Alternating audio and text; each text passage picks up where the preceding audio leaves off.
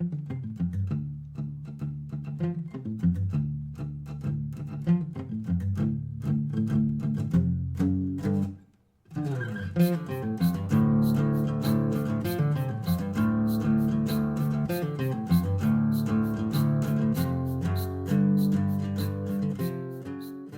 everyone, welcome to JoJo's World. Good morning. And a good morning to you, Nick Ballantyne.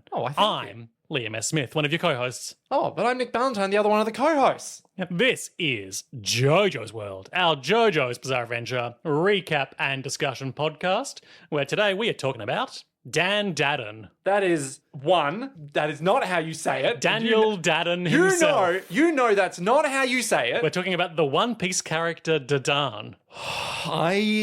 No, I'm not engaging with this discussion. Is it Dandadan or Dadan? So I'm pretty sure there's 5 vowels that you know about because you've played Metal Gear Solid 4. There's 5 vowels that I know about because I know the English alphabet. No, because in Metal Gear Solid, you know... The lali lule lo. Exactly. So the la is the A sound in Japanese. So I'm pretty sure it's dan-da-dan. Okay. Because then it would be da, right? I'm still reeling at the audacity of there's 5 vowels that you know about. Yeah, la, li, lu, lay, lo. That's the 5 vowels. Nick. Yeah, that's me. That's my name. Watching a new show today. Our first official episode recorded with the new microphone setup, supported by patreon.com/JoJo's World. The beautiful and frankly seductive members of our Patreon.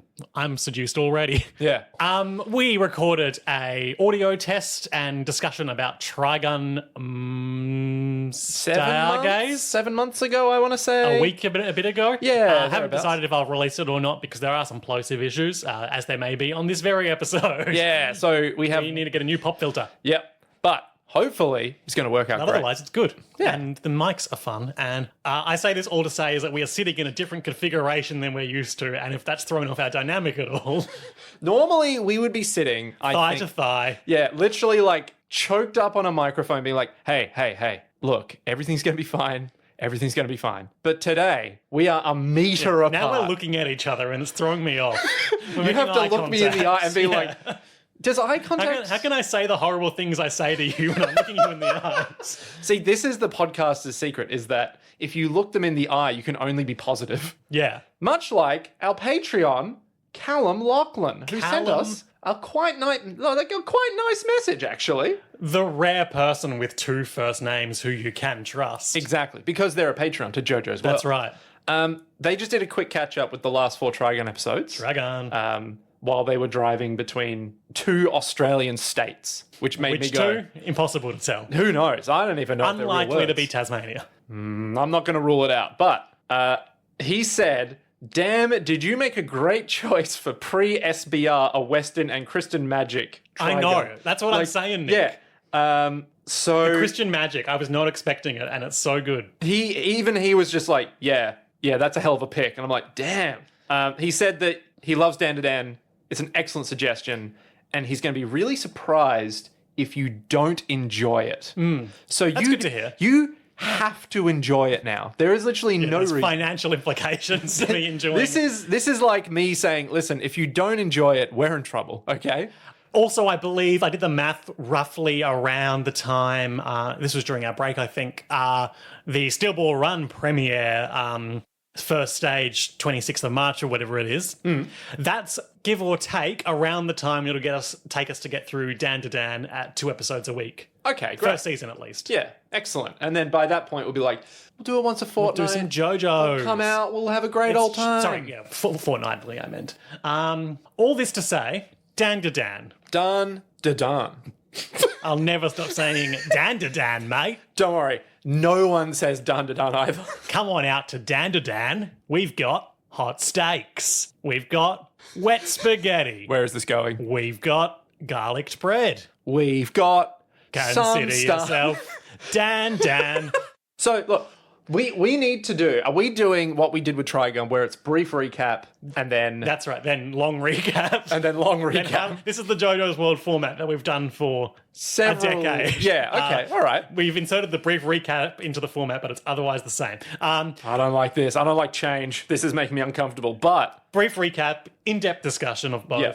Highlights, lowlights, predictions. The classic. Before we get into it all, I had a couple of preemptive Dandadans I wanted to share. Okay, go on. Basically, before watching these 2 episodes, I knew/remembered 3 things about this show that I wrote in my phone. Hit me with them one more time. I knew that first episode is like a lot of sexual imperilment, and I was like, look, I mean, that's why I hadn't watched the show so far. I was planning on being like, look, we all know what I'm going to say about this. We don't really need to dwell on it, but it really is a lot of the first episode. Yeah.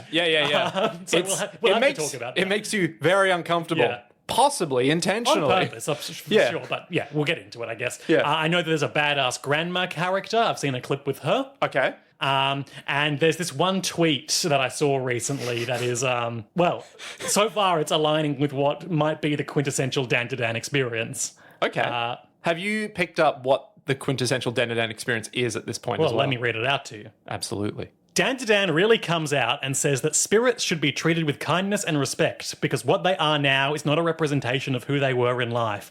They were once normal people who, through no fault of their own, have gone through something horrible, and that deserves compassion. But fuck aliens, though, for real. Yeah. Although, to be fair, I think later, maybe there might be, like, redeemable aliens, Okay. but fuck them. Well, so, yeah, we will get into the premise of the show, like, in detail as we recap, obviously. But for those of you like me who haven't seen it before, basically there are these 2 high school teens, classic anime protagonists. Do you remember their names? We'll get into it. Okay. And essentially, one of them believes in ghosts, one of them believes in aliens. They dare each other to spend a night in a haunted house, basically. Slash. And then each get sexually imperiled by ghosts or aliens, respectively, which gives them superpowers, and which they use in shonen battles to fight. And crucially, they both admit at the end, they're like, yep, now I believe in aliens, now I believe in ghosts. Yeah. And there's like a burgeoning love story here, potentially. We'll get into that as we go.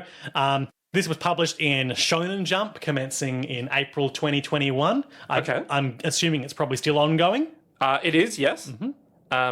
Weird that I thought it wasn't in Shonen Jump. I thought it was something called Jump Plus or But something. that's Jump Plus Comics is an imprint of the magazine Shonen Jump Plus. Oh, never mind. I'm being shown up on my own fact checks. We are watching this on Netflix for now, at least. Netflix recently really shit the bed in terms of their subtitle typesetting. We are back in Subland, so no dub clips, unless I decide to go above and beyond and watch both, which I don't know if I have the time and energy for. I'm going to spoil this for you. The dub sort of sucks in a way. You know how Delicious in Dungeon had just for some reason they're like, wow, that's so cringe as like dialogue. I liked that. Really? Yeah, I liked the Delicious in Dungeon dub. Oh, okay. Dan is a... You got Marcel calling low-level adventurers noobs in the first episode. That's good. That's good to me. Oh, I hate it. Dandadan sort of has that as well. But that makes even more sense because they're teens. They are, but I don't think they hit the mark in terms of like having the right lingo. I mean, I watch Riverdale, so I have a high tolerance for cringe fake teen. Yeah, okay. In that case, you'll love the dub. Anyway, maybe I will, maybe I won't. I don't necessarily gearing up to watch I don't think it's outstanding enough every like the Trigun episode of dub. a new action anime every week. You'll be fine. You'll live. What else to say before we get into it? So, like I said, the show deals with what we in English are referring to as ghosts and aliens. I might be off base with this because I've only seen 2 episodes, but my guess is that, you know, if we were looking at this in a Japanese sense, it might be closer to a divide between modern paranatural phenomena, cryptids and aliens versus like traditional like yokai and Japanese spirits. I think that's pretty on the mark though, because, you know, even in this episode, it's pretty obviously like high-tech aliens with reality warping powers of, you know, making just fucking walls out of nowhere kind of stuff versus, hey, it's a creepy ghost. Ooh. The monster, I've pulled up some info on the monster in the second episode, but haven't looked at it in detail yet. Yep. The name of that read as like cryptid to me. Yeah. But they've classified it as an alien because it's using the technology of aliens. Big air quotes. And in terms of like its real life equivalent is a modern supernatural sighting thing versus an ancient legend. Yeah, and I think there's bits later that also, because I need to say this now. This show is like the community of anime. And I don't mean community as in the people, because let's be real, we don't want to talk about anime people. Certainly not. Ugh, disgusting. I'm talking about the show community, where there's about a reference every 3 seconds to some meta bullshit It's thing. the Rick and Morty of anime. Oh, no. But it's like, there's so many references to so many things that it just weaves through, which I think is partially from how it got made, which I'll talk about later, whatever. But there's just so much going on that it just goes, yeah, this will be a ghost. Sure, why not? We'll make this one a ghost. So it's like a loosey-goosey kind of thing. But I think you're right in that most of like the yokai kind of stuff is like, well, that's a traditional legend. Like, that's been around for years. Whereas this one in the second episode was more like, well, that's more modern. So, it's like technology. in terms of our 2-episode recaps, basically, we spend the first half of the first episode getting introduced to these two high schoolers, Ayase, the girl, Okay. and well, it's a plot point. The name of the second of the boy. His name is his given name is Ken Takakura. Yep. What's his nickname that he's given? So it's a play on occult kun, Yep. because he's into the occult and Yep. he's like an otaku. And but his name is Okarun. Right. Yeah. And yeah, that like occult to me, in like an English language sense, to me that speaks more to ghosts than aliens. Yeah. But the way they're using it in Japan, like obviously there's some translation stuff going on here, Yep. which I think potentially speaks to slightly different cultural connotations about what each of these two categories of entities Yeah. pertain. Yeah. So yeah, we spend the first the first half of the first episode getting to know each of these two, mostly through Ayase's perspective. They bump into each other, they have a bit of an argument, and they dare each other to, one, spend a night in like a UFO hotspot, and the other under a haunted bridge, essentially. In a tunnel. Yeah. You can call it what it is. It's fine. Okarun is attacked and possessed by this yokai. They call her Turbo Granny, Yep. who sexually imperils him and steals his penis. And his balls. And possesses him, giving him, depending on how extreme it is from moment to moment, anime powers versus turning into an evil ghost. So to clarify, Turbo Granny is in him now. Yeah. And she is basically taken over. He's possessed. Yeah. Right. But because of some stuff we'll get into when we get into it, they've figured out a way that she can just kind of like partially manifest. Yeah. Which gives him like hollow powers from Bleach, basically. Yes, 100%. It's great. And lets him have high concept anime battles.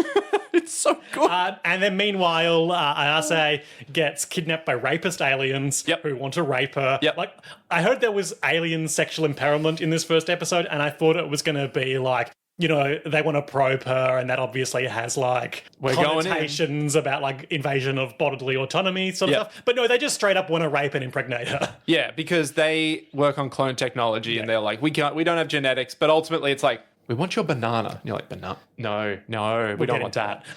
Long story short, they fight the aliens and win. And Ayase manifests psychic abilities and uses them to suppress the possession of Okarun. Then in the second episode, they head back to the Shinto shrine she lives in. Yeah, her Grandma's like house. a shrine maiden, essentially. Yeah, pretty much.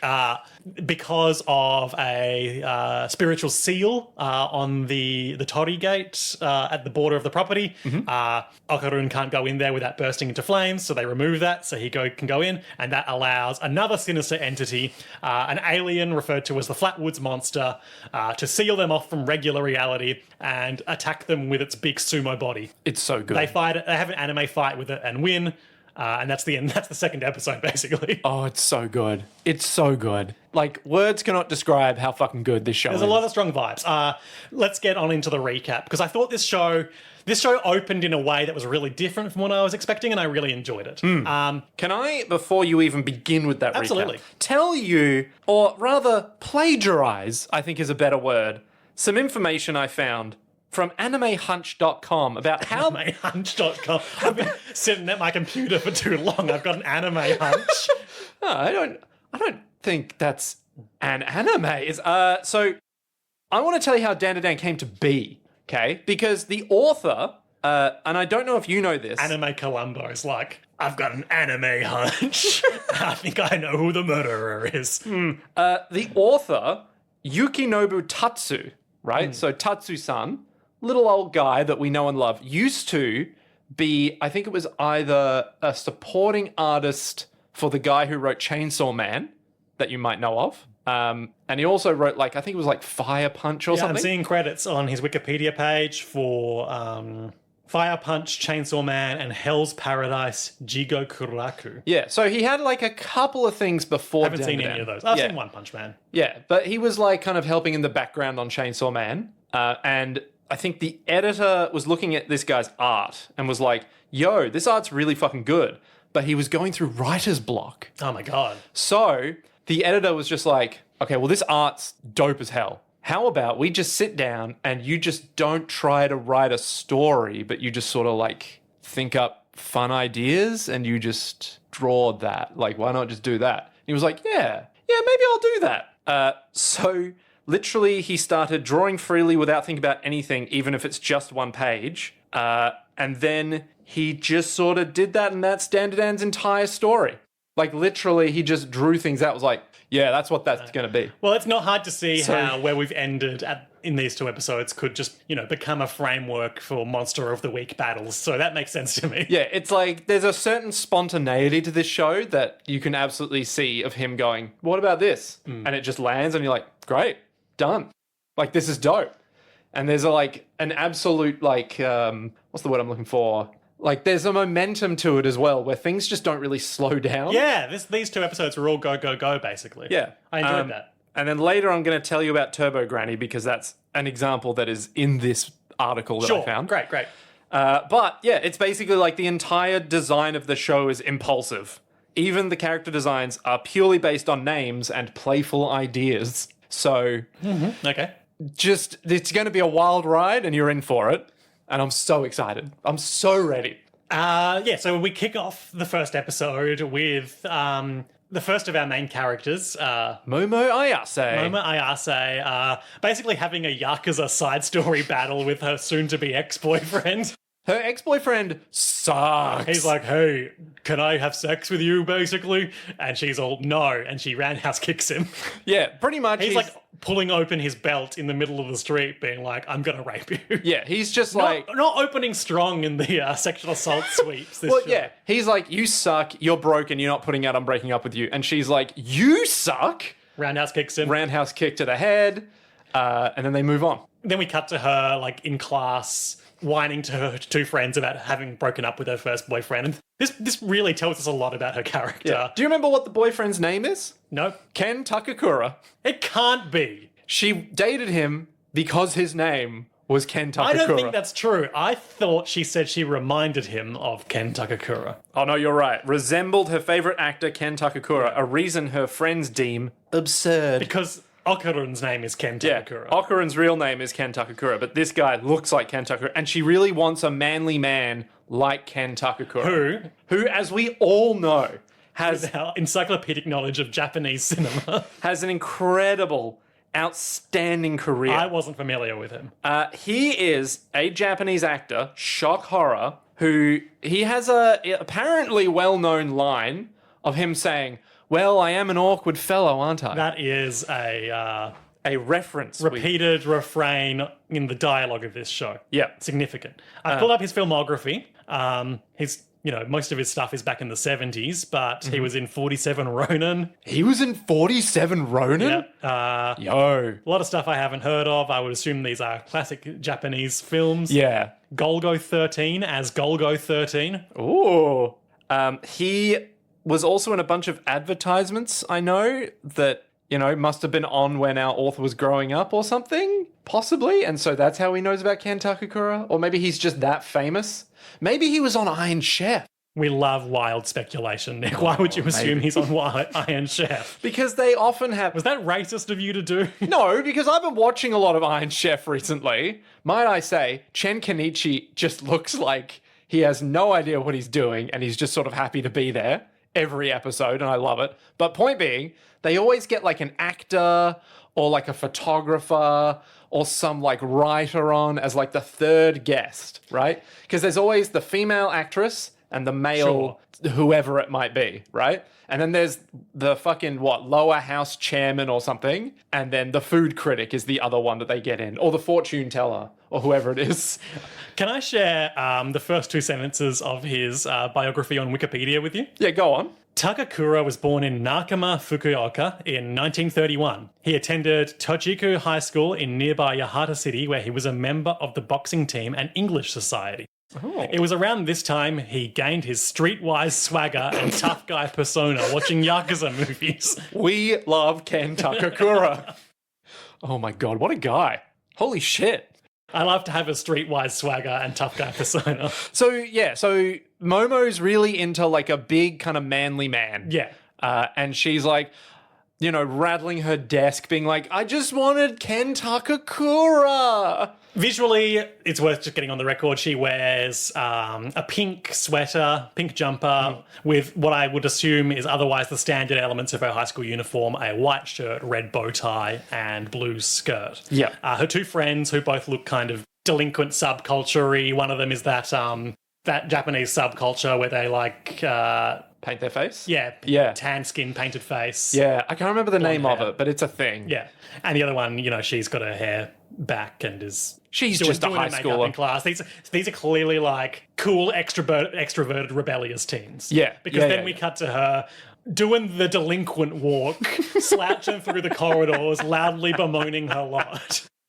Which this first like 2 minutes just tells us so much about this character. I'm pretty sure every single scene that has happened up to this point is a reference to a movie or TV show or anime as well. I can believe it. Like the whole like walking through the corridor sadly, I'm pretty And sure it's a lot is of a reference. close up of her feet just stepping through the corridor, and she's like swaying, saying, "Come on, someone comfort me." So at some point she's walking past Okarun's class. Yeah. So, and if she is the archetype of the like rebellious hardcore with attitude. He's the huge anime nerd. He's the meek little shit. He's the twerp from early Sailor Moon with like the glasses with the swirl in them.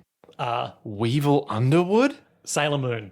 Oh. Can't even remember his name, but he's just like the twerp archetype. Yeah. Absolute nerd. He's got a tech hunch. Mm-hmm. He's reading a shitty hairdo. He's reading a magazine that I believe might be real about. It looks incredibly real. Yeah, about UFOs and UAPs. Yeah, and identified as pussies. God damn it, Liam! Whap. We're back. Oh, Podcasting we're so back. is back. We're so back. And the everyone else in the room, all the other boys, are throwing balls of paper at him and mocking him. Effectively. Hey, Otaku, stop embarrassing yourself. Stop being so they put a cringe. magnet in a balled up piece of paper and huck it at his head. No, but before they throw it, Momo's sitting there in front of. Yeah. Sweet, stupid, meek little Okarun. So she basically sees them bullying him, goes and sits in front of his desk, stares them down, and is like, hey, reading some UFO shit, huh? Yeah, you're an idiot, hey. The headline that the subtitles give us is Birth of the Aerospace Self-Defense Force Guarding Outer Space. Ooh. Man, I love And the then Defense Force. she immediately leaves and resumes her slouchy walk through the school being like, life is unfair. I think the whole point of that scene was like she wanted to see if those mean guys were going to be like, yeah, we'll stand up when anyone comes in the way of, you know, bullying Okarun there. Well, I think no one does. Yeah, ultimately, it shows us that she is, you know, despite her like tough exterior, she's got a good heart. She doesn't want to see this boy getting his life ruined. Yeah, exactly. But then he comes out and immediately he's a huge creep. He's like, hey, you believe in ghosts, right? Crucially, he is not looking at her as he speaks. He's holding his glasses and staring out the window, and he's drawn in this real thin line art style. We haven't described him. He's got huge glasses, like a really like bowl cut of a hair. With like a little pointy bit at the top just to emphasize, he's a real nerd. And one of those classic black boys school uniforms. You can't Shut up! God, we got him. So yeah, he's got the classic he school uniform. Basically comes out and like, you must be in love with me because you talked to me. And she's like, what the fuck Shut are the you fuck talking up. about? I felt pity for you. You suck. You're a little shitlord that's all alone in your little fucking room with your dumbass alien bullshit. Well, he comes out, holds up his magazine, and he's like, you must like aliens too, because I like aliens. And she's like, nah. No, aliens don't exist, man. That shit ain't real. He rambles at her for a while. She loses her temper and storms off. But she can't storm off fully because she feels bad. She's like, I just got dumped. I don't want to deal with any of your bullshit. Your otaku bullshit is so annoying. Fuck off. And then she stops when That she hurts reaches... his feelings. Yeah, she stops when she reaches the stairs. She realizes she hurt his feelings. There's a really cool shot of he's standing in the light out in the well-lit corridor. She's moved towards the stairwell, has one leg up on the first stair, and between them is like the massive fire door that would separate the stairwell from the main corridor. Yeah, because Okarun is the emperor, Momo is Horus, and the fire door is Sanguinius. Literally, just as soon as you said in the light, I immediately went, oh yeah, that 40K photo, yeah. Well, I was thinking about FBC Firebreak the whole time. The duality of man, yeah. So, yeah, she feels bad. She's like, look... She does apologize. And then she's like, she tries to make common ground. And, look, I don't believe in aliens, but I do believe in ghosts. And he's like, you fucking idiot. Ghosts aren't fucking real, you fuck... And she's like, what the fuck is wrong with you, you piece of shit? I will say, this is the two genders. Girls do be believing in ghosts, and guys do be believing in cryptids. It's true. It's true. Have we gotten worse? No! Like, okay, I'll believe it. So yeah, then I'm just saying they that girls be believing in astrology and ghosts, and guys be believing in aliens. And Gundams? Yeah. Okay. And like the Illuminati or whatever. Oh, true. Guys do love Deus Ex. Yeah. So, Majestic 12. So they start literally button heads. Like the magazine is between them and they're straight up like ramming into each other like rams. And they're doing a lot of really like dynamic movement. I think it's really worth drawing attention to. The way the people in this show move, they're always going. Yeah. I like it. Something I saw on Reddit was a guy describing the anime as capturing the vibes of the manga so well that you may as well not read the manga, but also you should read the manga. And I was like, that's high praise coming from Reddit. Those motherfuckers hate anime. Long story short, Ayase's two friends see her arguing with Okarun and like, it's probably going to be good for her to see someone who's not such a macho piece of shit. Yeah. And they both dare each other to spend a night, one in a UFO hotspot hospital and the other in a allegedly haunted underpass. Yeah. What could possibly go wrong? So, we cut to Ayase in, like, the scariest abandoned hospital you've ever seen. You turned to me and were like, I just think something bad's going to happen to us because this is a bad place. She's just been sent to, like, a genuinely, like, mundanely hostile environment. Oh, man. So, as she's walking through the hospital, she's on her phone. It's real rundown, too. There's, like, collapsing beams everywhere. Yeah. It's well abandoned. The hallways are full of detritus. Yeah. And she's on the phone to Okarun, who is just outside the tunnel being like, I don't want to go in there. She's basically talking to him and simultaneously using her phone light as a torch. Yeah. It's cool. It's a good, very modern conception of the way to do this. Yeah. Two very important things happen here as well, in the hospital specifically. One is that the shadows start moving. Yeah. Just sort of moving in person-like figures. It's one of those classic horror movie shots where she's moving through like a foreground kind of thing. No, she's moving through the background almost essentially. There are some like obstructions silhouetted in the foreground, and after she makes her way through the corridor, one of them wanders off. Oh. Creepy. The other important thing. What's interesting about this dynamic? Yeah. Sorry to cut you off. Like in the X-Files. Go on. You've got Mulder and Scully. You got Mulder and Scully. You've got the believer and skeptic dynamic. Even though every single episode is, I don't believe. Even though we have seen this before. We just killed a werewolf. And we did go through that insane shit. But I mean, rationally speaking. The premise of the show makes Scully kind of silly looking. Yeah. But it's interesting to me that this show I thought it was going to maintain some element of that with No. belief and skepticism in the supernatural. Yeah. But we discard that pretty much immediately. Yeah, we straight up are like, well, no, they're both real. So second thing, Yeah. importantly, is that while she's walking through, she's telling Okarun about her backstory, Yes. which is that she really liked she really likes her grandma. Who, as we mentioned, is a shrine maiden situation. Yep. So every day she was forced to do, I think it was like a good luck thing. That's how they frame it. Yeah. Yeah. Basically, they go into it in more detail later, but she had to walk to school with her hand above her head, channeling her chi, basically, for good luck. And the boys bullied her for this, including the boy she liked. No. And that was a defining moment in her childhood. Yeah. Later, we find out, which we may as well say now, is that she wasn't angry because the boy that she liked made fun of her. It was that she was angry. Yeah. Crucially, after this boy bullied her, she yelled at her grandma and then drifted away from her for several years. And they only reconnected recently. Yeah. And now she's like, I actually realize I just didn't like that the boy I liked made fun of my grandma. Yeah. Because my grandma was looking out for me and she's cool Yeah. and we love her. As opposed to some vapid self-interest reason of, but I just like the boys. It's like, no, it goes deeper. okay. Yeah. Le Garçon. Yeah, Legato Blues Japanese Summers. So, yeah, she's got a whole thing wrapped up with grandma, but she doesn't really engage with it anymore as far as I'm aware. But she knows a shit ton about it is kind of the important thing to remember for the future. About the supernatural. Yeah, about like, you know, like the talisman of protection that's on that Torii Gate later. Yeah. She knows stuff about like all the occult stuff.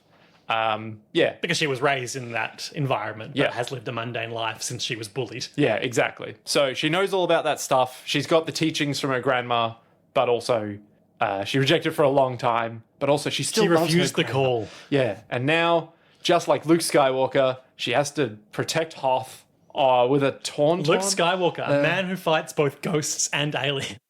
Wait, where does he fight a ghost? I don't know, like Force ghost shit, you know. He fights with his father's That's ghost. right. He goes into that haunted tree and fights his father. That's also him. Is that the Christmas special? No, that's The Empire Strikes Back. Oh, shit. Oh, snap.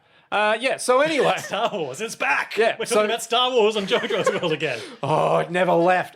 So Okarun, meanwhile, He's going into this overpass. he's just sort of really meek and I'm scared to go assuming in he's there. doing some sort of Japanese pop culture reference. He's singing this Shy Boy song. Yeah, he's like, shy boy, don't want to go in. Shy boy, don't want to And do obviously things. that scans better in Japanese. Yeah, I don't know what this is from, but I can tell you right now that the Dandadan wiki does have a page of list of pop culture references, because there's just that many. I love the way they depict Okarun when he is an object of mockery and when we hate him. He's got those opaque glasses, classic nerd glasses obscuring his eyes. But when we're meant to sympathize with him and can see see him as a right person through. and a hero, they're translucent and we see his Yeah. eyes, his piercing eyes that he surprisingly has. His beautiful Takakura eyes. I wanted to take his glasses off and, you know, like when Milhouse does and he's just got those tiny pupils. Oh, so good. But yeah, I don't know where it's from, but it's probably a pop culture reference that he's singing to himself to try and calm his nerves Yeah. to not enter the scary tunnel. He goes into the tunnel and she gives him some basic advice over the phone. You know, don't make a big noise. Don't run in there. Yeah. Don't aggravate the spirits, basically. And he does. Now, two crucial things happen while he's in the tunnel. Number one, there's some bloody footprints. That's right. On the walls and the Highway floor. Star. Yep. And number two, Hankashiba, give me your nutrients. he just immediately upon seeing an old lady just in the tunnel, just runs the fuck away, Hey, drops his wouldn't phone. you? I don't know. Glowing yellow eyes. Would with bark big like swirls in them. Yep. Huge white mass of hair. I Asking for my gotta dick. say, I don't care for the Turbo Granny's catchphrase of "Give me your weenie."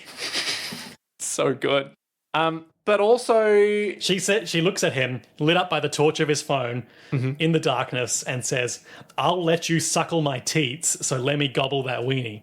Turbo Grandma is A pedophile. urban legend. So Turbo Granny. So this is Turbo Granny.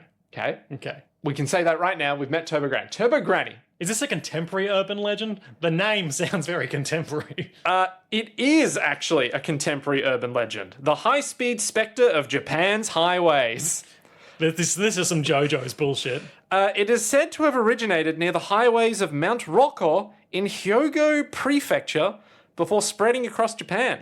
It describes a supernatural elderly woman appearing suddenly in the rearview mirror of nighttime drivers, racing at unnatural speeds to either overtake or terrorize them.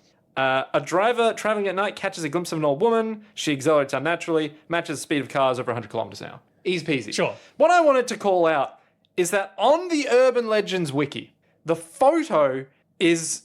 The Dandadan character? No, it's so much worse. It's like a photoshopped attempt of a really fast Grandma. old lady, but it's a really shitty Photoshop where it's like stock photos have just been put together and then they've tried to make it look scary by having like glowing eyes, but the glowing's offset from the eyes and there's like motion blur. Graphic design is the passion. Oh my, it's so much worse than I expected.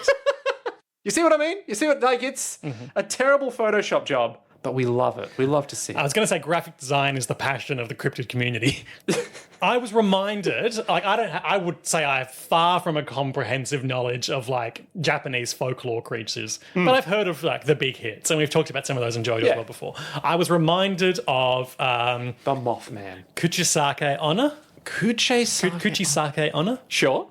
The slit-mouthed woman. Now, I've got this from yokai.com, the illustrated database of Japanese folklore. Okay. It's giving me like a whole Pokedex for her.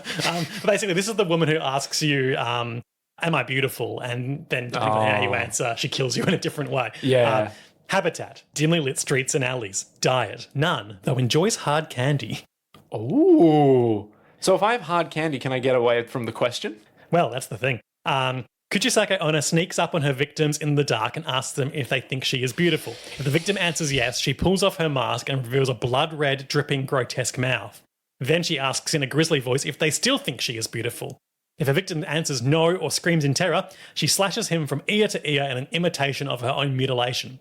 If he lies and answers yes a second time, she walks away, only to follow her target home and slaughter him brutally that night. Fuck. Seen some good posts about that yokai recently, being like, getting asked that question and being like, sorry, I don't speak Japanese. So During the 20th century, during the Edo period, a large number of Kuchisake Onna attacks were blamed on shape-changed kitsune playing pranks on young men. During the 20th century, the blame began to be placed on ghosts, serial killers, and simple mass hysteria. This resulted in an explosion of Kuchisake Onna sightings over Japan. Over the years, clever young people claimed to have outsmarted her by delivering quick, confusing answers or by throwing money or hard candy at them. they had my thought. They said it was a clever idea. They said it was clever. Yep. I've been validated. You've been validated. I've so been validated. Anyway, not quite the same thing, obviously, but that's what it reminded me of. Yeah. So we see Turbo Granny who's like, I want to eat your dick. He freaks out, runs away. He freaks the fuck out. And the advice coming over the phone is, hey, don't run. That aggravates her. And then he's like, holy fuck, I gotta run the fuck away from her. And it's like, don't make loud noises, by the way. If you lose a race against Turbo Granny, you'll be cursed. So he starts running on foot. Not a great way to do it. I love the cut back to her phone where the screen where she's put Occult Kun in as his contact turns red and starts pixelating. A lot of creepy pixelation in this show. It's a nice touch. And then, in a very nice little feature, the phone starts glitching out and then going red. And then the walls start glitching out. And they all just sort of turn a bit blue. And then the lights start going out from outside where the moon was shining. Because the three creepy men aliens are at the other end of the whole corridor. And they're all pedophiles. Yeah, they all run at her, grab her, and immediately tear all of her clothes but her underwear off. And scene cuts away to her being like in an alien probe chair. Oh, before we cut away from Turbo Granny too much, I need to tell you about the reason why Turbo Granny's in this show. Sure, yeah. Same Anime Hunch article. According to Tatsu, the inspiration for this character came from being teased as 100 kilo Baba, roughly 100 kilo Granny, during his childhood. He found the contrast between Turbo and Granny amusing and used it as a foundation for this now popular character. Okay. So he was bullied in school as 100 kilo Granny, and then he was like, Granny. Granny. Turbo Granny. Turbo Granny. That's fun. The Granny's always in turbo mode. What about Enviro Granny? Also, he said he never wanted the horror to be like Junji Ito's Tomie because it was too terrifying. Yeah, I've been listening to the Range Touch episodes the Shelf by Genre episodes by the Range Touch folk about Junji Ito's Tomie recently. Some resonances between that and this I'm picking up on. Tomie is a mysterious woman who shows up and makes you obsessed with her until you kill her. Or she kills you. Or she sends a boy to kill you, or you're a young girl and somehow you ingest some of her cells and you become a Tomie.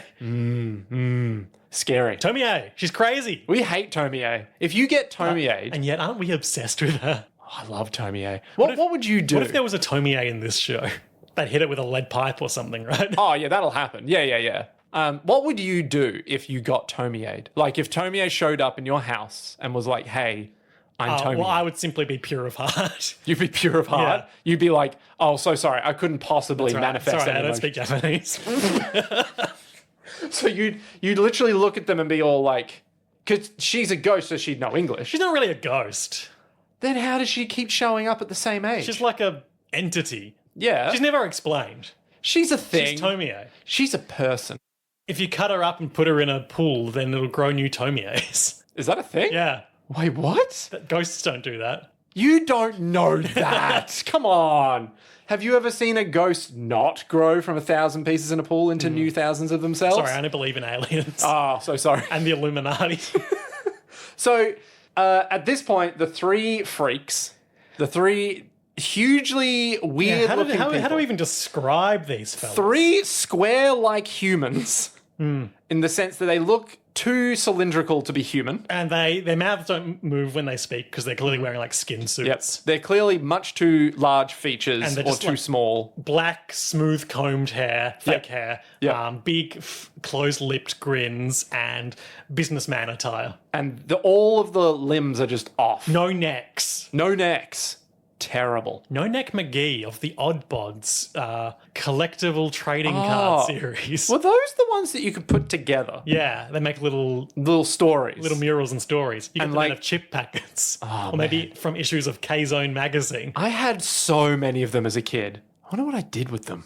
I just remember putting them together and being like, the story never ends. This is amazing. This is all the technology we need in the future. That's right. Yeah, it was great. So...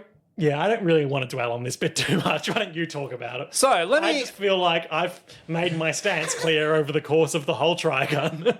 So basically what happens is the aliens abduct Momo. Momo is stuck only in her underwear in a non-consensual chair. An unconventional gynecological exam chair. Yep. And they're like, hey, we're aliens. We've bound you in that chair with our high technology. We're looking for... They're clams. They've clamped her wrists. We're looking for some genes. Because we're all clones. We're all clones, you see. We have the Stargate SG-1 grey men. What were they called? I can't help you with this. They're the little grey aliens. I was expecting to see some greys this episode, to be honest. Oh. There was in Okarun's flashback, which we'll get to in detail momentarily, a little grey caricature drawn on the blackboard behind him in one shot. Ah, I didn't notice that.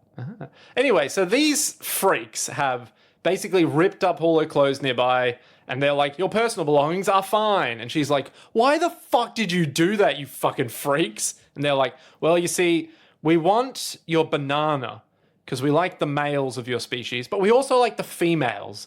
And also we want your uterus. We want your uterus so that we can make more of us. And she's like... genetic diversity. And she's like, well, I don't want that. And they're like, okay. And then a big freaky-ass tentacle dick comes out. Metal tentacle dick comes out, Doc Ock style, and is like, open up. And she's like... we'll use our psychic powers to arouse your body. That's fucked. Yeah, that is fucked. And the whole thing is just like, don't like this, where this is going. And then a smartphone rings, and one of the alien guys is like, well, whoever's ringing has no sense of timing. I mean, what's going on? They pick up the phone, and then just like in true JoJo's fashion, except instead of a gun coming out, I was going to say it's the girl from The Ring. It's Sadako. Well, it's Turbo Granny. Yeah, but, she's doing the Sadako The thing, maneuver. she's coming out of the screen. Yeah. So out of the smartphone, squeezing through for dear life, Turbo Granny rips through the smartphone and is all like, yo, what up, boys? I'm coming for you. Because now our boy Okarun's been possessed and is coming for Momo. Except that she doesn't go for Momo and instead goes for the rapist aliens. So really cool use of color, because everything that the aliens are in control of is bathed in this blue light. And then when the Turbo Granny Okarun hybrid situation emerges from the phone, it brings its own like red color with it. Yeah. And it's a classic red versus blue scenario. it's this exactly, yeah. Griff is there, Sarge, all your favorites. No, the whole screen is just shades of blue, apart from like the vibrant red of the Turbo Granny punching these aliens and smashing their screens up. So good. It's good. So good. So the aliens are like, don't worry, we'll use our psychokinesis to stop this weird freak. Holy shit, we can't stop the weird freak. It's too fast. They tear off their skin suits and reveal their weird... So they got weird, like, mantis eyes. Yeah, do you have anything on their design from Not the wiki or anything? Look, not anything about their design per se, just that they look freaky. They're known as the Serpo, but... Because this looks like something to me. It looks like something? I can't put my finger on it, but I've seen It could be. things like this before. So you know what it could be, right? Visually. This is going to be a bit of a jump. It could be a reference to like an Ultraman villain. Oh, yeah. Because I know for a fact that the I author... just googled Serpo design Dandadan, and the preview text for the Serpo page on the Dandadan wiki says, the body design for the Serpo greatly resembles the Dada race from the Ultraman series. There you go. We are on top of this. Because the boy loves Ultraman. The boy loves Ultraman. The author, that's what I meant to say. Also, fun fact about the author, born in 1990. Okay. That's really close to us. Sure. Anyway, point being, they're freaks and Turbo Granny's schooling them. First thing that Turbo Granny does is run up and bite one of them in the dick. Yeah. And then fling him across the room. And there's a lot of talk from various people about bananas. Is that exactly what it sounds like, or is there something more? No, it's like childlike. It's like they don't have the word for that piece of biology, so they just call it banana. Yeah. Okay. So they're like... Because the alien in the next episode was doing the same shit. Yeah. So I was like, is there something more behind this? No, I think it's just, well, they don't have the words for, dick or whatever. So it's also really funny to me that they call it banana and Turbo Granny constantly will be like, give me a wiener or give me a dick. And it's like way cruder and like slang, which is kind of fun. I was paying attention to the spoken dialogue as well, and crucially they were saying the English word banana. See, they just don't have the word. They just don't have the word. Certain parts of their body are based on another race of aliens called Alien Pegasa. Okay. FYI. What do we know about Alien Pegasa? The position of the Serpo's arms when using the Serpo formula surveying method is a reference to the pose struck by Ultraman when using his Ultra Beam. There's so many goddamn references in this fucking show. We're not going to get any of them. Oh, Alien Pegasa are another Ultraman race. Naturally. So... Right. Ultraman, we did it. We figured it out. We love to see it. We absolutely love to fucking see it. Anime fights happen. Okarun is kind of stuck being like, it's me inside Turbo Granny. I like the representation of the way the curse manifests, because obviously when he's fully Turbo Granny, he just basically looks like the same entity from the tunnel. Maybe a little different because it's using his body, but whatever. Yep. Then there's various levels of partial possession, basically, where half of his face is visible, allowing him to, have character conversations, but also, it shows who's in control, to what extent he's possessed at that moment. Yeah. It's very reminiscent to me of Bleach. And I'm sure it's probably pulling from the same... Yeah, probably. Pop cultural, folkloric sources. But, in Bleach, when Ichigo's hollow self manifests, like a skull-like mask forms on half of his face. It's probably very much like, I saw that Bleach thing and I liked it. I'm using that. I was going to guess that they were both... Oh, based off the same root. Yeah. Yeah, okay. But ultimately, we don't know. And it's not my place to know because I'm the innocent watcher. It's my place to know. So Turbo Granny's just no, schooling these fools. Okarun gives us his backstory. Oh, you're right. Okarun gives the backstory. Basically, he spent his whole life not having any friends and sending out transmissions to aliens, and there were never any aliens, and that's it. He used to be like, aliens will come and be my friends. And then they never came. Turns out you aliens just also suck. Yeah. And Ayase gave him his first taste of someone giving him a friendful act, so now he's determined to protect her, and so that's how he was able to use ghost powers to get through the phone and be here to help. Yeah, it's great. It's great. So Momo is stuck in this chair still. Turbo Granny's running around, and eventually, I think the aliens manage to prevent Turbo Granny from just doing whatever she wants. The aliens once again approach her to, do the business. Do their horrible deeds. Yeah. And we get a more detailed backstory flashback about the ritual. The ritual, the luck ritual, grandma, good grandma that is. You got Turbo Grandma, and then you got good grandma. Firm up your lower abs and imagine your chi shoot up from the top of your head. Watching this on Netflix. Netflix has been getting a lot of deserved flack recently for basically hamstringing the quality of its anime subs, including its typesetting, but also its translations. Yeah. And this line is a prime example of that. Is it that bad? Imagine having your chi shoot up from the top of your head. Yeah, imagine having your chi shoot up from the top of your head. Me. Wow. Okay. And so in this moment, she does that. She firms up her abs and imagines her chi shooting up from the top of her head. And there is, I would say, it's not a lascivious shot of her basically nude body, but we see like a spectral hand go over where her abs would be. Yep. And energy flow up to her head, and she manifests phenomenal psychic powers. Breaking the chair in twain. It's cool.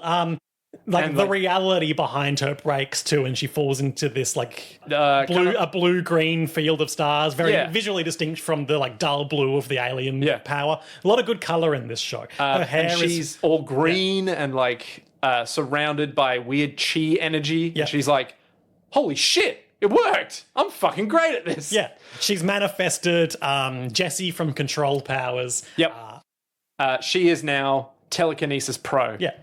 And like I said, did I say this on or off air? I can't she's remember. Used her understanding of spiritual chi and folklore magic to manifest alien-related psychic powers. So there's clearly and deliberately a link there between these two different paranatural forces. Which will never be called out by the show in the next episode. The next episode, I was like, I can do some basic undergrad level reading stuff here on the podcast, and the next episode just spelled it all out explicitly. It's so good. You don't have to think with this show. She uses her psychic powers to smash the secret fake moon they were all in and send the aliens flying.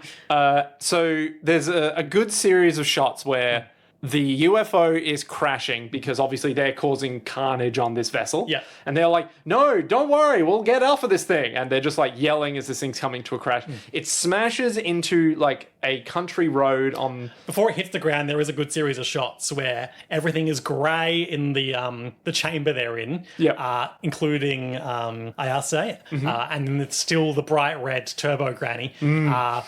Basically going to attack her in the absence of the aliens now, and she manifests her blue-green psychic powers to hold it off. Just a lot of good colour. I like the use of colour in this show. Yeah, it's good stuff. And Turbo Granny exposits that she has stolen this boy's weenie, and as long as she has it, his curse won't be lifted. And if you want it back, you got to go fight her in her tunnel. And so Momo's all like, well, first things first, get off the ship. Quote, as Turbo Granny is disappearing.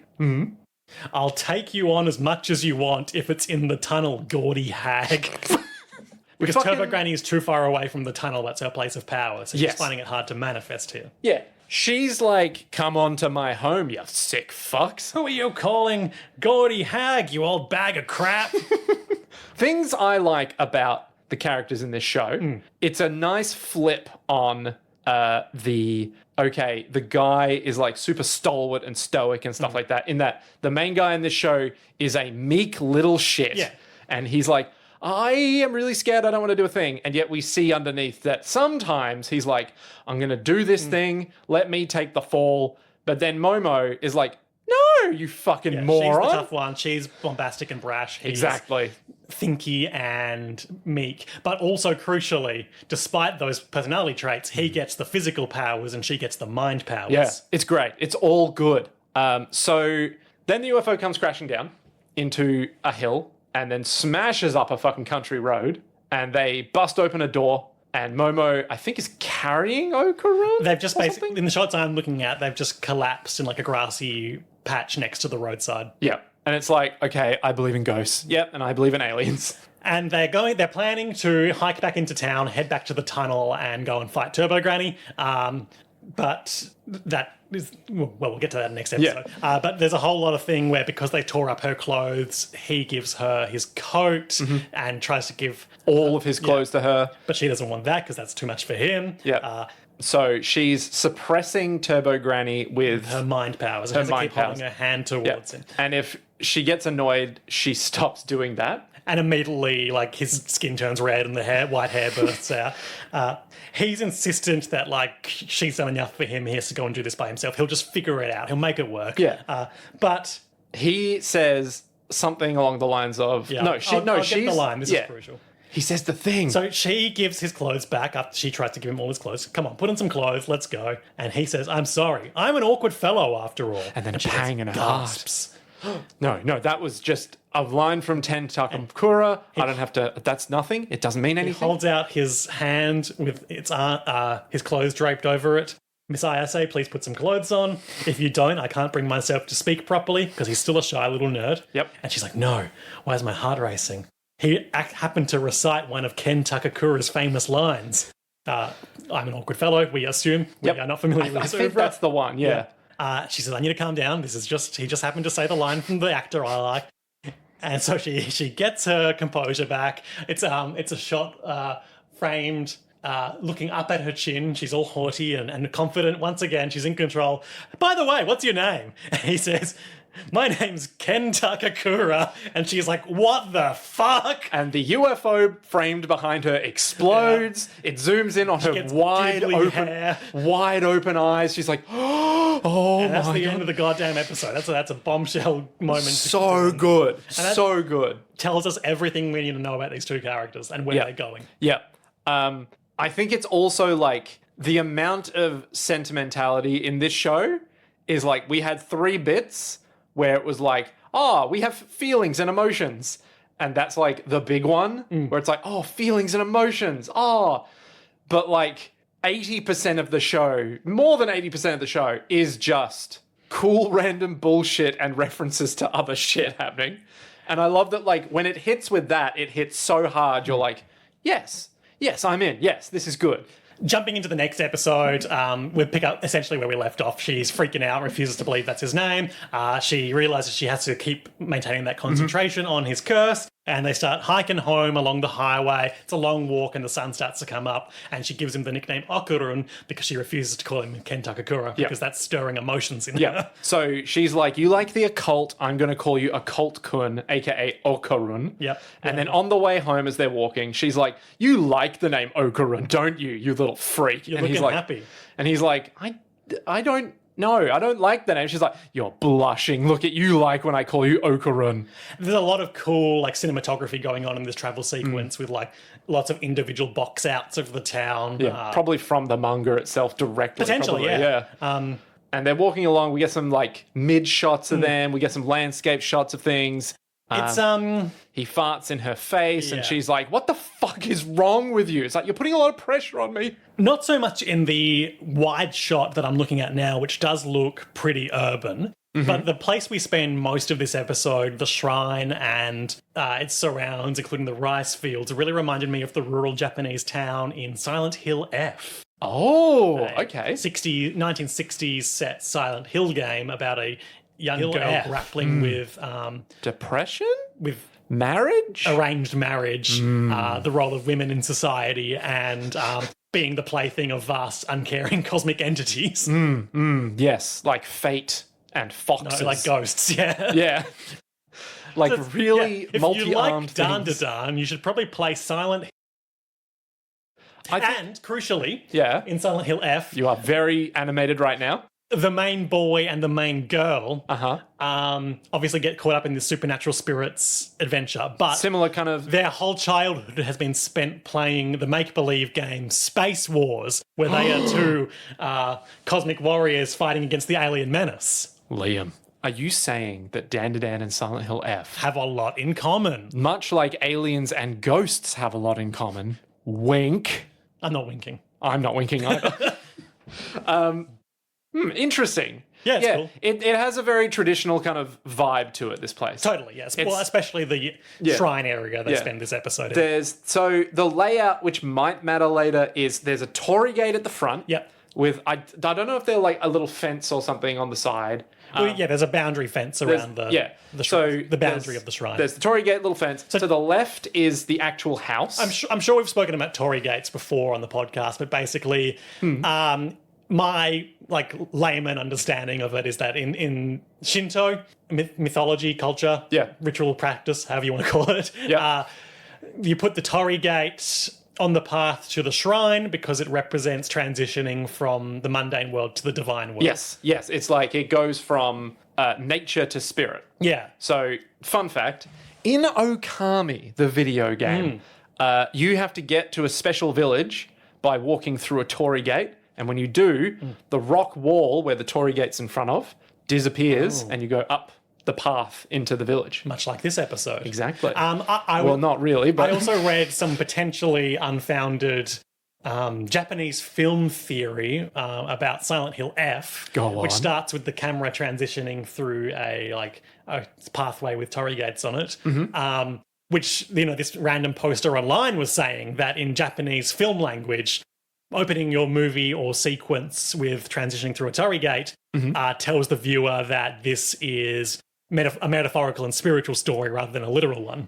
Oh, okay. So it's like, don't take it as these events are 100% this is like what a parable, or it is in the realm of the divine rather than the ordinary world. Yeah. So it's like literally telling you, hey, it's not literal. Kinda. Sure. Yeah. So, on the left, we have the actual house. Up ahead, there's like a literal shrine. Yeah, there's the literal shrine of the shrine. And on the right, there's some bullshit that I don't know about.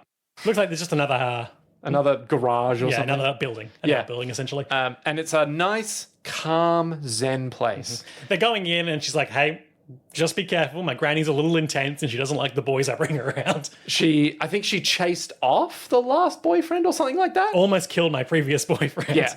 So Okurin's like, you tell me this now? And then he goes through the gate and bursts into violent red and black flames, and she has to use her telekinesis to huck him into the nearby rice fields to put him out. It's a great little sequence. It cuts to her huge expression of shock. And I love that every time anything like this happens, they're always like, ah! Yeah. It's never just like, oh no. As you said to me while watching, and I'm already seeing it to be true, a lot of great reaction shots in this show. The most gifable anime. I have to tell you, there is a shot where one of the characters is eating crab sticks, and their face is like in pure ecstasy in that comical gag kind of style, where they're like, and they're just like sucking in the crab sticks. There's a lot of that in the very first shots of the OP as well, various exaggerated expressions. We should talk about the OP in more detail next time, I suppose. Yeah, there's so much going on, so much. So they find a spiritual seal, one of those classic little slips of paper that you see in Japanese media. Right? Yeah, I know what you mean. I don't know if we could just even look up the name at this point and be like, that's what it's called. But it's like a talisman of pure Sailor purity. Mars uses them for her fire attacks. That's where I recognize. Yep. I mean, they're in everything, they're right? In everything. It's a Shinto thing. They're in Sekiro, you know. So they pull it off. It's the equivalent of brandishing a cross before a vampire, right? Yeah. It's like having what's the thing in the church where it's like you put holy water? That's what it is. You douse holy water on something to purify it, so that things can't. You put the purifying seals on your space marine armor, so chaos can't get in. Exactly. It's all the same. So Momo takes off the seal from the torii gate. It's like, all right, step through now. Yeah.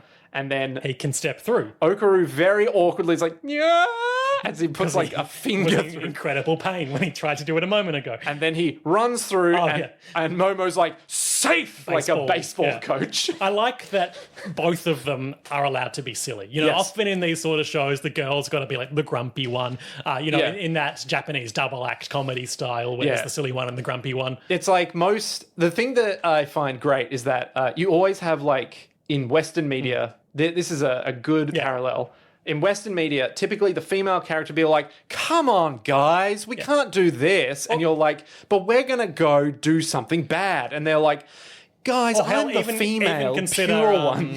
Vash and Meryl, like, that's the, that stupid boy dynamic. Yeah. Whereas in this... They're both idiots. But also, like, they're both endearingly, hilariously it's almost like hilarious. They reinforce each other's positive traits and compensate for each other's negative traits. I wouldn't say that. I would never say that. No. We go inside. Grandma's not home. We do get a prominent shot of one of those Japanese money luck cats. Oh, the lucky cat. Yeah. The paw that goes whoop. Whoop, whoop. The listeners know what I'm doing. Yeah, you're pulling the money from the coin spot. And crucially, there is, one of those that's clearly alive in the OP and ED. So I'm sure this one or another one will soon be manifesting or animating. Why, whatever could you mean? But this episode, they go upstairs and they spend some time getting changed. It's funny. It's by no means an original joke, but it is funny to go into this tough girl's room and see that it is covered floor to ceiling in pink leopard print curtains and carpets. It's so good. Brightly coloured stuffed animals. And she's like, all right, I'm going to get changed. You just wait outside the door. But he can't wait outside on account of the ghost that's trying to eat his soul. And so she's like, oh my God, this is so annoying. Look at the wall. And he's very, very awkward. And he's like, I'm going to cover my eyes. Tell me when it's safe. And she's prolonged comedy sequence where she wants to see the absence of his dick and he's embarrassed about it. So I fucking love where it's like, hey, Turbo Granny took your dick, right? It's like, yeah, I mean, what's wrong with you? What's going on? And like pokes him. Poke. And he's like, I don't know. It's great. Emotions you're a bit rude sometimes. You call out people's flaws, And then immediately when he checks, he's like, I haven't got a dick. And she's like, you fucking idiot. Looming in the background like, ha, ha, ha. Yeah. It's like that happens at every possible bit in this episode where it's like we have a deep, meaningful moment, then followed by, because they're dumb teens. Just like adults. Boom. Oh, we didn't talk about it, but basically there's a running gag this episode where getting set on fire and chucked him in the water gave him an embarrassing old lady haircut. Yeah. We don't really need to dwell on that. He gets a granny perm and then later he gets a new haircut. It looks better. Yeah, he gets a cool anime guy haircut at the end of the episode. Yeah, it's so good. Our boy's ascending. So at some point there's a ring at the doorbell. But not the normal doorbell. Because not the ding-dong. Granny once mentioned that the house has two doorbells. One for peeps and one for poops. By which I mean evil spirits. Because when you poop, you evacuate the sin from your body. It's basic theology, Nick. I don't know if that's right. I gotta stop making poop jokes in the episode where I don't have a pop filter. Yeah, I was gonna say, we got a pop filter I guess on I also me, don't have a poop filter. That joke was shit and you know it. Yeah, I should kill myself. Well, that's getting edited out for sure. I'm the editor. I'm in control. So there's, instead of a ding-dong, there's more like a dong-dong. Yeah, bong. Ironic given that Okarun doesn't have a dong. But there's a dig-dong-dong-gonk kind of sound. Dong-dong-gonk. And it's like... That's the name of this show, right? Dong-de-gonk. Dong-dong-dong. Yeah. So it turns out... Oh, it's named after the famous dong-dong-dong from the final ending of Drakengard. You know what? I actually wouldn't put it past. No. Don't be silly. Don't be stupid. Don't be stupid, Don't Nick. be fucking idiotic. I was just trying my hardest, sir. I was just trying my... I need to tell the listeners. Okay, I need to tell the listeners about this. I was playing Stronghold. Don't know what that is. It's the video game with the guy in the bottom right corner. Oh, sure. Scribe. The one with the rat. The one with the rat, the pig, the wolf. Okay, so... By which we mean men with those names. Yes, so it's a medieval castle building... Look, it's no Majesty the Fantasy Kings. Yeah, it's a quote-unquote castle building Sort sim. of fantasy kingdom sim. No, it's not a fantasy kingdom sim. It's just a castle building sim. Okay, well, They're very jury's still out on that. It's not a Strand I'll type let you tell game. your story. But in the bottom right corner of the game is your scribe, who's sort of like your mix of advisor. It's a and- Majesty, a new building is complete. That's not the thing. But he would do that. He absolutely would do that if he had that voice. Instead, his voice is like, "My lord, have you considered more wood?" And it's like, my scribe is right. I should get more wood. And when you click on like certain buildings, he'll be like, "We are out of food, my lord." And you're like, "Oh, are we just?" So now in my everyday life, and I mean my everyday life, in my head or just out loud, I will just say to myself things like, "The kettle is boiling, my lord." Surely. Or something really stupid that I did the other day was someone asked me at work, "Hey, can you make this graph?" And when I ran the script, I literally went, "The code is running, sire," as I turned to him and he went, "What?" And I went, "The code's running. The code is running. Sorry, the code is running." And like, it keeps Another blurting out. successful social interaction. Exactly. I'm still really proud of the bit we developed in our social Discord the other night of you were playing Euro Truck Simulator. Oh, fantasy driving simulator. Fantasy Truck Simulator, where we just watched Nick play Euro Truck Simulator and say things like, "My lord, be wary of bandits in the upcoming hills." The Pegasi have landed. You must run them afoot with your should make- mighty tires. They/we should make a game where you drive a perfectly mundane truck Yeah. through the highways of a high fantasy realm. Which are obviously made for horse carts and men. And you've got to deal with bandits and goblins and stuff, and you've got to deliver, 600 time. head of cattle to the capital or whatever. And they're obviously working on, like, cart time. So it's like, "'Twill be 3 days before you'll be able to reach," and you're like, "It'll take me you've got 1 hour." you've got a 16-wheeler. Yeah, and you're just like, "I'll take every job in the town." They're like, "My lord, the economy is booming." It's a great idea. It is a great idea. If only we had the know-how to execute on it. All the time. Watch out for that way station, my lord, and things of that nature. "My liege, your eyes are growing heavy." My liege, have you considered consuming the potion of energy? And he hands you some trucker speed. "My lord, the global positioning system is malfunctioning due to the Lich's spell corrupting this area. Exactly. Perhaps you should run down his phylactery." I guess this is almost Death Stranding, isn't it? No, it's not Death Stranding at all because it's medieval fantasy. Death Stranding is dead people coming back from the dead. Anyway, Yeah. an ominous shadow looms behind the door. the Japanese door. And Momo looks at the talisman seal sitting on the entry bench. Yeah. Crap, I took the talisman off and now ghosts are in. And we get a series of cuts where it's like a little As she's removing it, montage. and she's like, "It'll be fine." Only for a little while, right? They come in, they take off their shoes, she puts it on the thing, and then we cut back to the present where it's there, and she's like, "Oh, fuck, I took it off!" And the plan becomes to avoid this entity, get the spirit back on the Torii Gate, and for Okarun to be outside the bounds of the property when they do that. Easy plan. But the plan is Perfectly immediately achievable. scuttled by the entity trapping them in a big concrete box. So when they get outside, they realize literally everything's covered by walls. And it's the same, the transition is pretty much the same visual effect as when the aliens were altering reality, where like everything forms like almost pixelated blocks for a second, and then what was there before is now different. Yep. That is to say, the sky is now big concrete walls. Yeah. The Torii Gate needs the talisman put on it, but unfortunately the Torii Gate is now halfway through a concrete wall. Yeah, so that's no good. So that's not going to work anymore. So they turn around, And there's this big sumo man. and we mean like big sumo men. They do start bleeding from the nose because it's Exhaling black poisonous fog. black fog. Yeah. No big deal. We've all been there. Oh, look, I've been there the other night. Doesn't really We'll talk factor. about this monster, but I didn't necessarily know if we need to go through this fight beat by beat. No. Basically, the first thing that happens, and the only thing that really matters, is that this big, enormous sumo wrestler wearing a big collar slaps his hands in front of them, and then they go, "Ah!" and just run away. And Okarun identifies it as the alien/cryptid, the Flatwoods monster. Now, you were saying that you were going to look up the Flatwoods monster. I did. And I found on the cryptozoology Reddit this thread that I think is useful.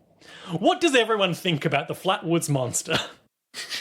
So this is just a random... Yeah, this is just entity. an online discussion. But, like... I recently have been doing some research on this encounter, just wondering what the general consensus is. Back in 1952, in West Virginia, a group of young boys were playing in a park in Flatwoods when they noticed an object shoot across the sky above them.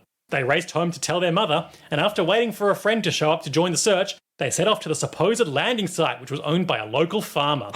When they reached the top of the hill, they noticed blinking red lights. They then noticed a 10-foot-tall creature with a description that is very unique. This alleged Flatwoods monster had small, claw-like hands, was wearing a dark metallic dress, and had a head that resembled the Ace of Spades. I find this story very interesting, and just wondering what everyone's thoughts are. I decided to publish a story about this encounter, and there's a link. So this Flatwoods monster, the real cryptid that you're describing, nothing like the one we're seeing in this show. Totally dissimilar. I mean, it's got the same, like, head. You could make an argument about the same head shape. Yeah. Ace of Spades, it becomes that sort of neck frill thing this one's got. But there's a response I just wanted to share too. Okay. Author Frank Fascino maintains that the crashed vehicle on the Flatwoods Hill was part of a much larger story of the Air Force policy of those years to shoot them down if they, quote unquote, didn't respond to radio commands to land. The claim is that one saucer was crippled, came down for repairs, and an occupant, sheathed in a suit that doubled as a small transport vehicle, was seen by the woman and the boys. So if it happened anything like that, it falls under non-terrestrial entity cum technology. Cum technology? Yeah, not unlike the cum technology the previous aliens were using. No, you know what I mean. Entity cum technology. I have no idea. What do you mean cum technology? You know, when someone says, I was this, but now this, they might say I was a, executive cum chairman. Like Lada I cum was laude. this, but now I've become this. Like Latin cum thing. Yeah. Yeah, I'm with you. Like when you were at a university and you were the professor, but then you are no longer a professor, you're a thing, you're like cum professor something. Yeah, you're a cum professor. I'm a cum professor.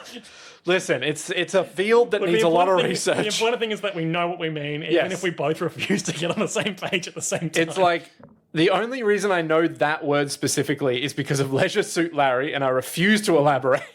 It falls under non-terrestrial entity cum technology, not cryptid. Also, a young couple's car broke down in the vicinity, and when the guy was under the hood, a pilot, similar to the Flatwoods entity, approached them to their apparent great fright and dismay. You can't air quote that many words. It was just pilot. Why did you pilot with air quotes then? So that you know. Oh, okay. So if they are coming down with all these fucking saucers... Wait, no, I've misinterpreted that. If they don't want the saucers coming down, then how did we find this one? Apparently the Flatwoods monster is also in Fallout 76. Huh. Because I put a bunch of cryptids in that. Yeah, okay. Which kind of makes sense, because, Fallout 76. Mothman. Mothman. Is there Mothman in this? Dandadan Mothman? Mothman Dan? We'll get there. So yeah, it's the Flatwoods monster. It's a big sumo. They fight it for a bit. They figure out... Big sumo wrestler man is... Okarun... Actually, there's a couple of good bits where the more athletic ARC is dodging these big punches and then using her telekinesis to throw around the weak and feeble Okarun to prevent him from getting absolutely pancaked. Because he still has some of the curse in him. Yeah. So he's like... half turning into Turbo Granny at all times anyway. Yeah, but they come up with this scheme where she will try to just release the elements of the curse that are physical manifestations, but let him keep his mind. And so he becomes a cool anime Super Saiyan, where he's got like big Japanese ghost teeth around his jawline and white cool anime flaming hair. And like has a more muscular bod essentially, but is otherwise still kind of human. He is both shredded and ripped. And he does some cool super speed shit, but it's too much pressure on his weak little boy body. So he can only really do 2 moves with it. And once he does that, he's like, I'm out, I can't help. And then our gal Momo's all like, wait a minute, it's a sumo wrestler. So if its hand touches the ground, it loses. Oh, this is great. Aim for the foot. And Okarun's all like, okay. They do have a chat during this whole sequence of running and dodging too, where they make the subtext text, as we alluded to, where they're saying, You're saying a chime specifically for ghosts reacted to an alien? People who see spiritual phenomena often see UFOs as well. Perhaps these are kind of the same thing. No. There might be something in common between ghosts and aliens. No. Not like this. So, yeah. And so what's their scheme? He runs and does a big tackle on its leg or something. Blows up the leg. She uses her psychic powers to grab its hand and force it down onto the ground. Yep. But then Hands melts away. it refuses to abide by the honorable rules of sumo and just starts repeatedly punching her into the wall, pancake. No. So it refuses to abide by the rules of sumo by growing 2 new legs. But it also just And then beat begins beating the shit out of her. Yeah. But this is also her scheme. And I said to you at this point, you know, I'm glad that she's doing cool alien fighting stuff because with the dynamic of this episode, I was worried we were heading towards a status quo where her main role is maintaining and releasing the curse on him so he can do anime battles. Yeah, no, I think there's a good amount of Momo getting to just be Momo and Okarun just being on the sidelines being like, wish I could help. And again, And it's like a great dynamic. A lot of good color, use of color in the fight scene. You know, I think between these 2 episodes, the prevailing stylistic choice seems to be that when they're doomed or when an entity has control of the situation, things will either be grayscale or in that entity's associated color scheme. Yes. And then our protagonists, in a very JoJo's-esque color flare, will break that pattern. Yeah, we'll put we'll seize control of the momentum of the situation, and the colouring reflects that. Yes. There's actually a really... You know what? I'm not going to tell you that. Cool. I'm going to let you lie knowing that I've seen this show. All right. But you already know that, so it's not... But yes, so it repeatedly punches her into the wall, but this is actually all part of the scheme. Her masterstroke, because it punches her, denting the wall sufficiently that she is now outside the border of the Torii Gate, allowing her to put the seal on it and cooking that motherfucker. Yep. And she uses her psychic powers to grab Okarun and pull him to safety. Yep. So the whole thing goes up in flames, explodes, and then they wind up outside the walls, which now no longer exist. And they're like, we did it. And Momo is like, we did do it. I'm feeling really tired. Faint. Curse manifests, scary ghost girl anime backbend over Okarun's unconscious body. Oh no. Turbo Granny's back. Yeah. And that's it. End of it. Oh, and he's got cool hair now. Oh, he's got such cool hair. Yeah, cool. Cool beans. Highlights, lowlights. Well, I mean, look, I don't need a bit broken record. Low light's pretty easy. It's the rapist aliens. Yeah, the sexual assault is... I was ready for it. It is so much more significant than I was expecting. And like, I know I'm not meant to like it, but it was a lot. You don't want to see it, is basically... You're like, if they were going to show it, you'd be like, I mean, treat it with a bit more gravity than... My hope was that I could just kind of gloss over it, because I know I was a bit of a broken record with this in Trigun. Yeah. But it was just a lot, man. Yeah, no. I think there's one more bit that you'll be like, but also I think it's more like the nature of it is more tolerable than just like a random off the cuff where you just go, okay, well that's not fucking cool. One of Kamurocho's many bands of roving rapists. Yeah, exactly. And you're like, well that's not fucking cool, is it? Right? This one at the very least, they're like, this is very obviously not good. And you're like, okay, I'm glad that you're acknowledging it's not good. Yeah, no, pretty easy. But it's interesting, like, you know, to draw a parallel to Stephen King's It. Oh, for fuck's sake. No, you're a changed man since reading Stephen King. I haven't read any, just listened to podcasts. You're a changed man since hearing about Stephen King. In the same way that It and Carrie are about the transition from childhood to adulthood, and the way, you know, obviously when you're a teen, you're discovering sexuality, and the fact that both of these teens' induction into supernatural anime adventures involves sexual peril. There's probably something there about, you know, the transition to adulthood, growing up, blah, blah, blah. But I don't have a full picture of it yet. And obviously, just because of my own tastes, I didn't love that focus in the first episode. Yeah. I think it's, I genuinely think a piece of it is also like, the horror aspect of it is so like present in more Japanese media, if that makes sense. Like, I think there's more Japanese horror films where it's just like, hey, there's a small girl. Hey, there's a bunch of mean boys. And you're like, I don't like where this is going. Get ready for Part 7 and beyond JoJo's. Oh, boy. So, yeah, a lot of that.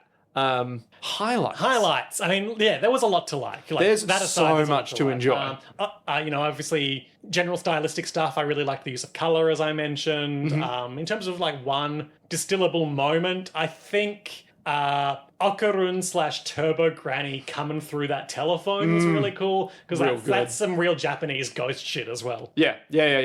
I think the obvious highlight is, well, my name is Ken Takakura. Oh, for sure. Yeah. It's so good. What a masterstroke. Yeah. But there's also like honorable mention to, my God, like when they're like, hey, wait, it's sumo rules. What if you just touch its hand to the ground? It's like, Momo, you're a genius. She just gives a thumbs up and is like, I knew it. And it's like, oh, so good. She got that attitude on her, you know? Yeah. She got good sass. She got that dog in her. She got that dog in her. But it's just good. It's just good vibes. You Cool. know? Now, Liam, Nick. I know that you've got some media literacy in your training, I've seen a TV show or two in my time. but I want to know. Okay, I just want to know what you think is going to happen in the next 2 episodes of Dandadan, entitled, if the goddamn wiki will load. That wasn't the name of the thing. Entitled. Oh my God, where is the episode? You can just be quiet. Oh, here we go. Entitled, It's a Granny versus Granny Clash. Okay, well, that was... And Kicking Turbo Granny's Ass. Okay, 2-part anime battle. Why would you say that? What? So, So. I mean, I was going to guess this even before you gave me the title, but it's just kind of obvious. Having been left is it obvious? in peril, unconscious at the foot of the hostile spirit, on the borders of friendly grandma's property, friendly cool ghost grandma, that is to say, ghost fighting grandma, Yeah. will show up and save Momo from Turbo Granny. She will obviously... I have seen a clip of her like doing some spirit fighting bullshit where she's got like a bat with a big pencil on it or some shit, drawing circles in the ground. Yeah, I'm okay. assuming that's probably this next episode. Okay. She will figure out a way to defeat or contain the Turbo Granny within Okarun. Yep. I'm guessing she probably gives him like a talisman or something that he can wear to suppress it most of the time. Okay. Possibly that's what our animated lucky cat friend does, who could say. As in, like, as long as the cat's around, then he's fine. But Yeah, if the maybe cat the goes ghost away... is scared with cats or something.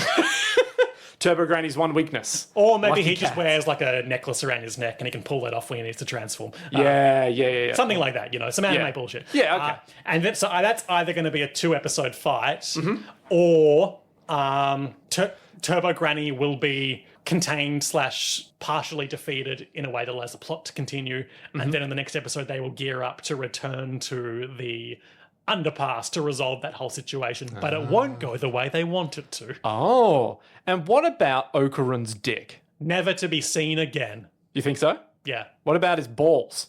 Unimportant. Wow. Okay. All right. Okay. Sure. Okay. The important thing is that they're in love and he's got a long future of cuckoldry ahead of him. Okay. So, wait. So, are you saying that his dick is just gone? It's always Locktober when a ghost stole your genitals. Oh no! All right. And Nice. that's Dandadan. Great show. We love to see it. I'm enjoying it. Good. That's what they want you to do. Flatlands Monster. Flatwoods. The Flatwoods Monster wants you to watch Dandadan and go, yeah, that's a good depiction of the Flatwoods Monster. Yeah. Cool. I'm keen. I'm well ready. I'm geared up-ish. But I'm ready. I'm hype. Ish.